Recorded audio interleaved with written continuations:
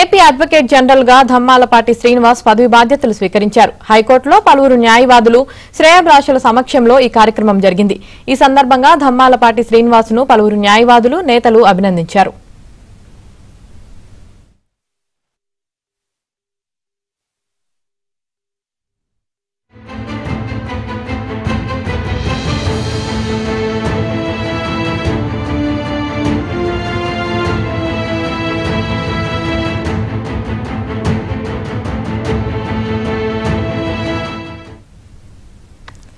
గత టీడీపీ ప్రభుత్వ హయాంలో ధమ్మాలపాటి 2014 జూన్ 30 నుంచి 2016 మే వరకు అదనపు అడ్వకేట్ జనరల్ గా సేవలందించారు. 2014 జూన్ నుంచి ఏజీగా వ్యవహరించిన సీనియర్ న్యాయవాది పి వేణుగోపాల్ తన పదవికి రాజీనామా చేయడంతో 2016 మే 28న ధమ్మాలపాటిని ప్రభుత్వం ఏజీగా నియమించింది.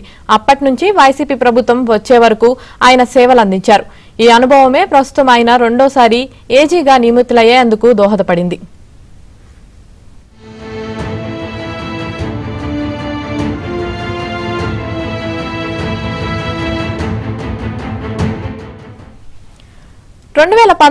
జగన్ అధికారంలోకి వచ్చిన తర్వాత ధమ్మాలపాటిపై క్రిమినల్ కేసులు పెట్టి ఇబ్బందులకు గురిచేశారు. వాటన్నిటినీ ఆయన సమర్థంగా ఎదుర్కొన్నారు. ప్రస్తుత ముఖ్యమంత్రి, నాటి విపక్ష నేత చంద్రబాబుపై వైసీపీ ప్రభుత్వం 2023 సెప్టెంబర్ 9 నుంచి వరుస కేసులు నమోదు చేసింది. ఆయన్ను అరెస్టు చేసి జైల్లో ఉంచిన సందర్భంలో ఏసీబీ కోర్టు, హైకోర్టు, సుప్రీంకోర్టులో జరిపిన న్యాయ పోరాటంలో ధమ్మాలపాటి కీలక పాత్ర పోషించారు. అలాగే కక్ష సాధింపుల్లో భాగంగా అప్పటి వైసీపీ ప్రభుత్వం పలువురు టీడీపీ నేతలు, పలు మీడియా సంస్థలపై తప్పుడు కేసులు పెట్టి వేధించగా వారి తరపున గట్టిగా వాదనలు వినిపించి తప్పుడు కేసులను తిప్పికొట్టారు. రాజధాని అమరావతి ప్రాంతంలో మాస్టర్ ప్లాన్ కు విరుద్ధంగా రాజధానియేతర ప్రాంతవాసులకు వైసీపీ ప్రభుత్వం ఇళ్ల స్థలాలు ఇచ్చేందుకు ప్రయత్నించగా ఈ వ్యవహారంలో దాఖలైన వ్యాజ్యాలలో రైతుల తరపున సమర్థంగా వాదనలు వినిపించారు.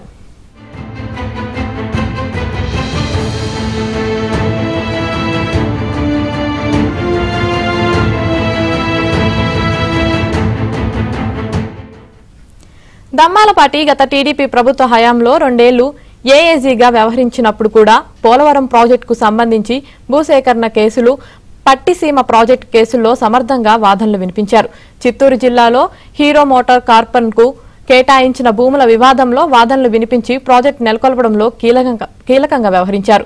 రాజధాని అమరావతి ఏర్పాటు కోసం చేపట్టిన భూ సమీకరణ పథకాన్ని సవాల్ చేస్తూ దాఖలైన వాద్యాలలోనూ కీలక వాదనలు వినిపించి ప్రాజెక్టుకు ఉన్న అవాంతరాలను అధిగమించారు ధమ్మాలపాటి శ్రీనివాస్.